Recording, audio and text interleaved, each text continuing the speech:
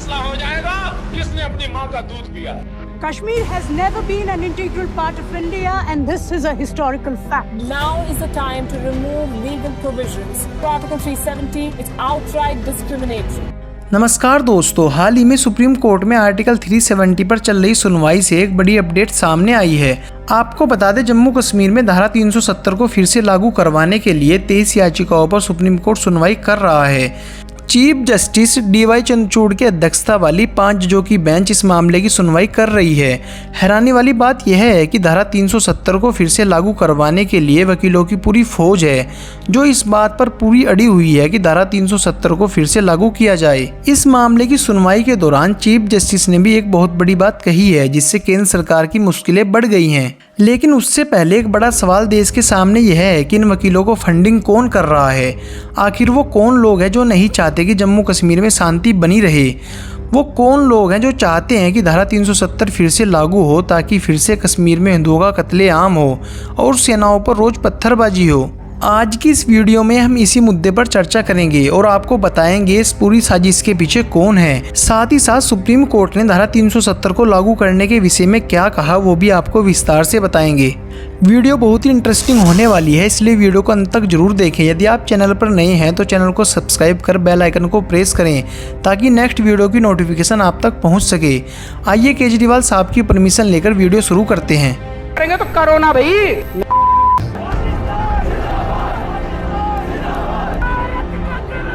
मन करता है वापस जाने का।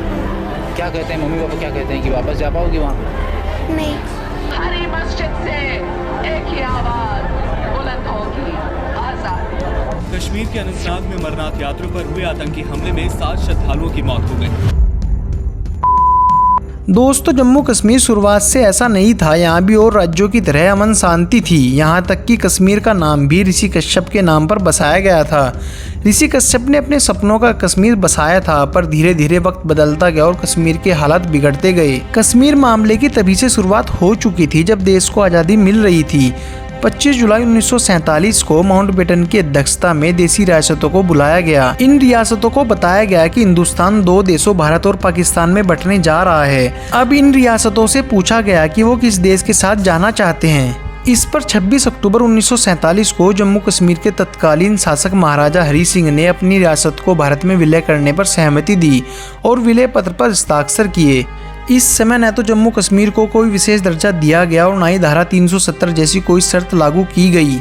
इस दिन से ही POK पाक ऑक्युपाइड कश्मीर समेत जम्मू कश्मीर भारत का अभिन्न अंग बन गया। लेकिन इसके बाद 17 अक्टूबर 1949 को एक ऐसी घटना घटित हुई जिसने जम्मू कश्मीर का इतिहास ही बदल दिया। संसद में कांग्रेस की तरफ से जम्मू कश्मीर में धारा 370 को लागू करने की मांग उठाई गई, जिस पर नेहरू ने भी अपनी सहमति दी और बहुत ही कम समय में आर्टिकल 370 पार्लियामेंट से पास हो गया। इस धारा के फेस पर लिखा गया temporary provision for the state of Jammu Kashmir, और आखिरकार धारा 370 को जम्मू कश्मीर में लागू कर दिया गया।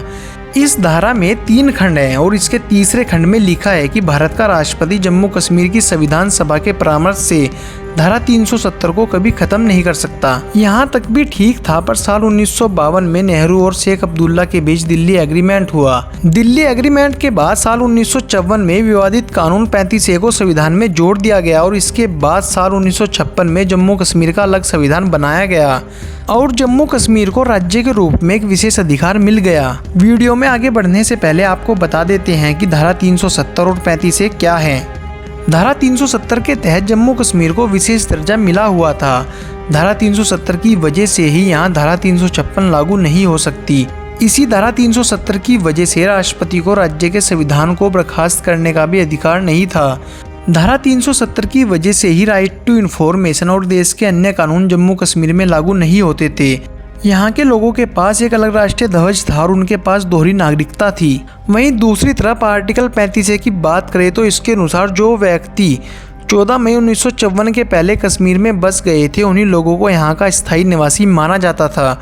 भारत का कोई भी नागरिक जम्मू कश्मीर में स्थायी निवासी नहीं बन सकता था, न ही वहां पर जाकर कोई प्रॉपर्टी खरीद सकता था। बाहर का कोई भी व्यक्ति जम्मू कश्मीर में संचालित प्रोफेशनल कॉलेज में एडमिशन नहीं ले सकता था और न ही राज्य सरकार द्वारा दी जाने वाली कोई भी मदद ले सकता था। अगर राज्य की कोई महिला बाहरी राज्य के किसी व्यक्ति से शादी करती थी तो राज्य में मिले उसके सारे अधिकार खत्म हो जाते थे, उसे संपत्ति के अधिकार से भी वंचित कर दिया जाता था। लेकिन राज्य का कोई भी पुरुष अगर बाहर की किसी महिला से शादी करता था तो उसके अधिकार खत्म नहीं होते थे, उस पुरुष के साथ ही उसके होने वाले बच्चों के अधिकार भी कायम रहते थे। दोस्तों, धारा 35 और 370 की वजह से जम्मू कश्मीर में हालात कभी भी सामान्य नहीं रहे और साल 1990 में कश्मीर में जो घटित हुआ उससे पूरे देश में सन्नाटा छा गया। जनवरी 1990 में कश्मीर घाटी से हिंदू कश्मीरी पंडितों का पलायन शुरू हुआ। मस्जिदों से घोषणा की गई कि कश्मीरी पंडित काफिर हैं और पुरुषों को कश्मीर छोड़कर जाना होगा। अगर कश्मीर नहीं छोड़ा तो इस्लाम कबूल करना होगा, वरना उन्हें मार दिया जाएगा। अपने घर की महिलाओं को वहीं पर छोड़ने के लिए कहा गया तो वहीं पुरुषों को कश्मीर छोड़ने के लिए मजबूर किया गया। साल 1990 से लेकर 2014 तक जम्मू कश्मीर की स्थिति बहुत भयानक थी, लेकिन मोदी सरकार जब सत्ता में आई तो उन्होंने 370 और 35A को हटाने की बात कही। दरअसल नरेंद्र मोदी जिस समय गुजरात के मुख्यमंत्री थे तभी से उन्होंने सभाओं में बात कही थी कि कभी न कभी धारा 370 को कश्मीर से हटाकर रहेंगे। 26 जनवरी को परसों, अब चंद घंटे बाकी हैं, लाल चौक में फैसला हो जाएगा किसने अपनी मां का दूध पिया। आखिरकार मोदी सरकार ने अपना वादा पूरा किया और 5 अगस्त 2019 को अनुच्छेद 370 और 35A को समाप्त करने वाला विधेयक लेकर आई। इस विधेयक ने जम्मू कश्मीर को 2 केंद्र शासित राज्यों जम्मू कश्मीर और लद्दाख में विभाजित कर दिया। अब जानते हैं धारा 370 और 35A के हटने से जम्मू कश्मीर में क्या क्या बदलाव हुए हैं। सबसे अहम बदलाव हुआ है आतंकवाद को लेकर, जहां आतंकवाद का ग्राफ बहुत नीचे आ चुका है। वहीं दूसरी बड़ी समस्या थी पत्थरबाजी की। आए दिन सेना के जवानों पर पत्थरबाजी की घटनाओं को कोई नहीं भूल सकता, लेकिन आज जम्मू कश्मीर में पत्थरबाजी बिल्कुल बंद हो चुकी है। वहीं कश्मीर के लाल चौक पर भी स्थिति सामान्य हो चुकी है।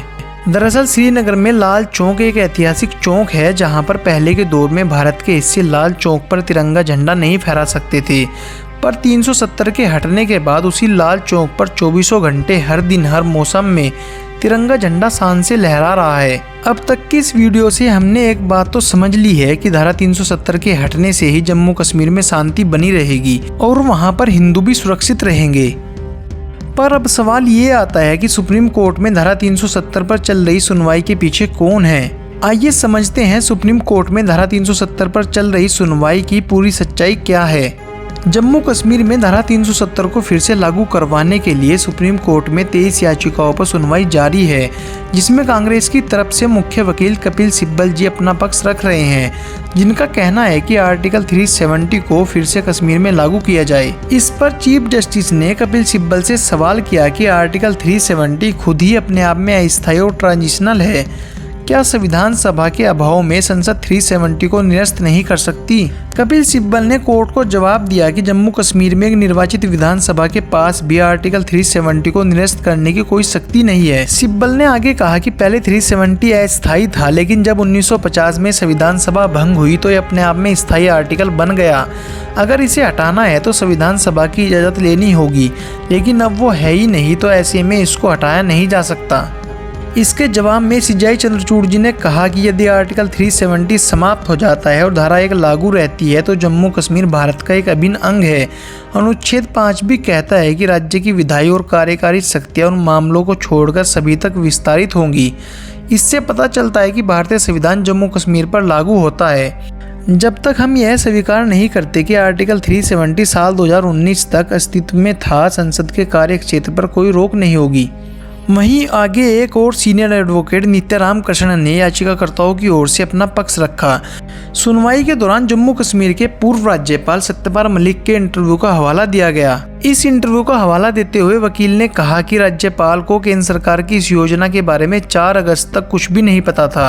वकील ने सत्यपाल मलिक के इंटरव्यू का एक अंश पढ़ा।